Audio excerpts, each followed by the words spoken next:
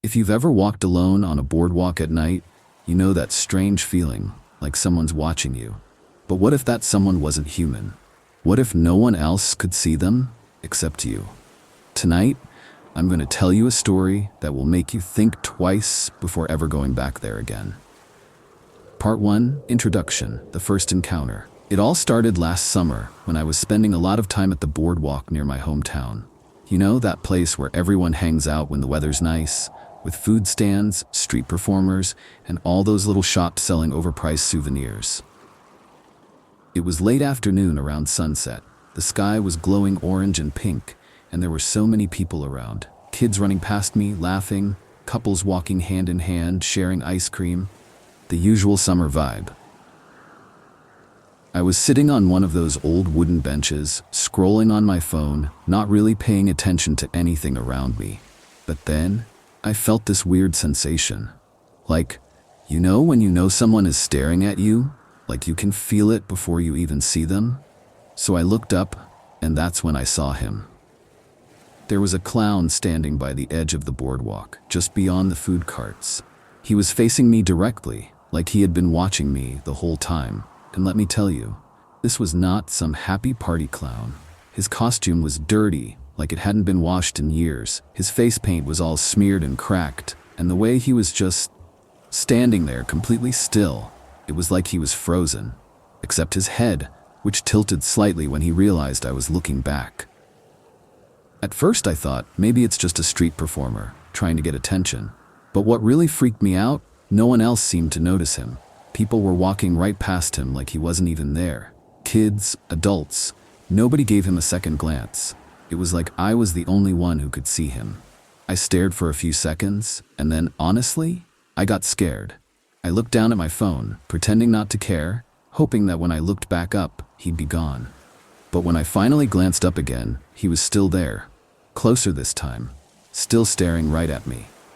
Part 2, it keeps appearing. No one else can see him. After that first night, I honestly thought maybe I was just tired. Maybe my brain was playing tricks on me. You know, like when you see shadows in your room and think it's something else. So I convinced myself to forget about it. But then, a couple of days later, I went back to the boardwalk. It was a bright, sunny afternoon. There were even more people around. Families, groups of friends, music playing from the speakers above the snack stands. It felt safe. Normal. Until I saw him. Again.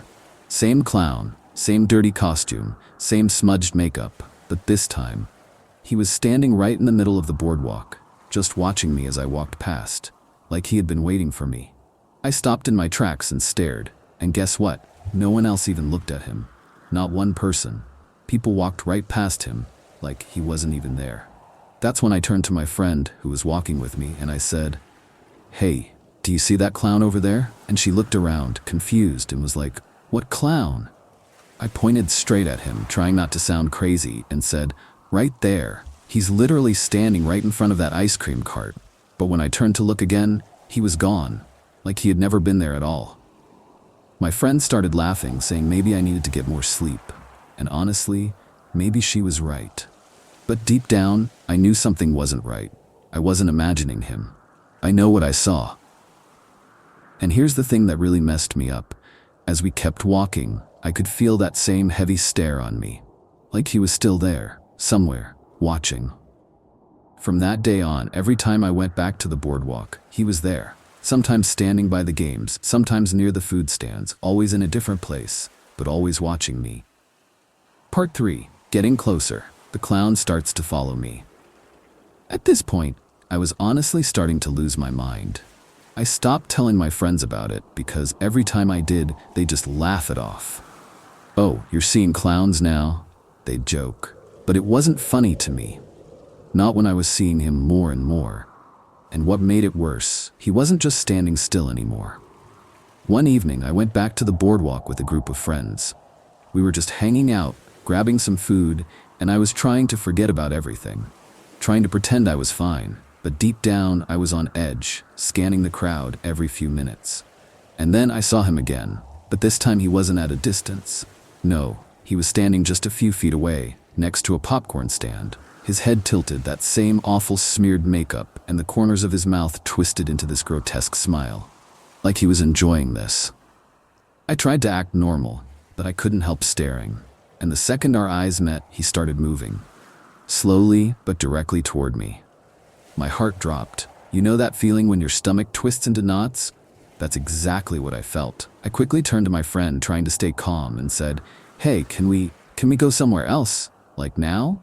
She asked why, but I just mumbled something about not feeling well. As we started walking away, I couldn't resist. I looked back, and yeah, he was following us, keeping pace, never looking away from me. It felt like I was the only one who could see this nightmare slowly stalking me through a place that used to feel safe. And the creepiest part?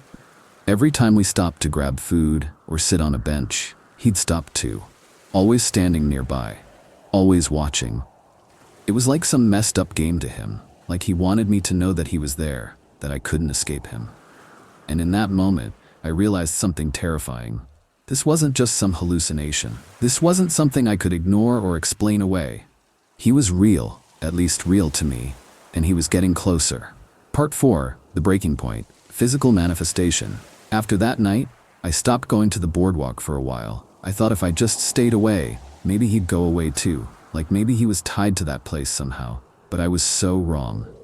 A few days later, I was home, just trying to relax, sitting on my bed, scrolling on my phone. It was late and my room was dark, except for the glow of the screen.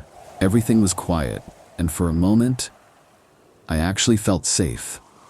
Until I got this weird feeling. You know, like when you feel like someone is standing right behind you. I felt my skin crawl, like ice running down my back. I told myself, stop it, you're just freaking yourself out. But then, I heard it. A faint squeak, like a balloon being twisted. You know that sound clowns make when they make balloon animals? But I was alone, completely alone. I froze. I didn't want to turn around. I just stared at my phone, pretending I didn't hear it. But then out of the corner of my eye, I saw a reflection in my window. It was him, standing right behind me, inside my room. I spun around so fast, my heart pounding, but there was no one there. Nothing, just my empty room. But when I looked back at the window, that's when I saw it. A handprint, pressed against the glass, a perfect red smear, like it was made with a clown glove covered in paint, or something worse. And here's the thing. I live on the 3rd floor. There's no way someone could have reached that window from outside. I didn't sleep that night. I couldn't. I just sat in bed, lights on, staring at that handprint until the sun came up. And when morning came and I finally got the courage to go look, it was still there. That's when I realized, whatever this thing was, it wasn't just at the boardwalk anymore. It had followed me home. Part 5, the final encounter and a warning. After that night, everything changed. I couldn't sleep. I couldn't eat. I was constantly looking over my shoulder, jumping at every little sound. It felt like he was everywhere. I'd see him in reflections, in windows, in mirrors. Sometimes I'd wake up in the middle of the night and swear I could see his shadow standing in the corner of my room, just watching me. It was like he was waiting for something, like he was playing with me. But then, one night, it got worse. I couldn't take it anymore. I decided to go back to the boardwalk, thinking maybe if I faced him, if I showed him I wasn't scared, he'd leave me alone. Dumb idea, I know, but I was desperate. It was late, way past midnight.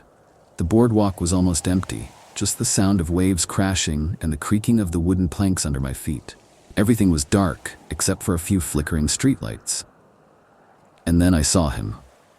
He was standing at the very end of the boardwalk, waiting. I felt my whole body tense up, but I forced myself to walk toward him, step by step. My heart was racing. I was sweating, even though the night air was freezing. When I got closer, I could finally see his face, and it was even worse than I remembered. His skin was pale, like wax. His makeup was cracked and peeling, and his eyes, God, his eyes were pure black, like there was nothing human left in there. And then he did something he'd never done before. He spoke. He leaned in close, so close I could smell this awful rotting candy scent, and he whispered in this low, raspy voice, "You're mine now." I couldn't move, couldn't breathe. It was like I was frozen. And then he smiled, wider than any human should be able to smile. Next thing I knew, I woke up at home. in my bed, like it was all a dream, but I knew it wasn't. Because when I sat up and looked at my window, the handprint was back, fresh, red, like he had been there, like he had brought me home himself. And now, I see him everywhere, on the bus, at school, in crowds, always watching, always waiting. So, if you ever go to the boardwalk at night and you see a clown standing all alone staring at you, don't look at him. Don't acknowledge him. Because once you do, he'll never leave you alone. And now I have to ask, have you ever seen something strange on a boardwalk? Something no one else noticed? If you have, let me know in the comments. And if you never want to face this kind of nightmare alone, make sure to hit that like button, subscribe, and turn on notifications. Because trust me, the next story might be even darker.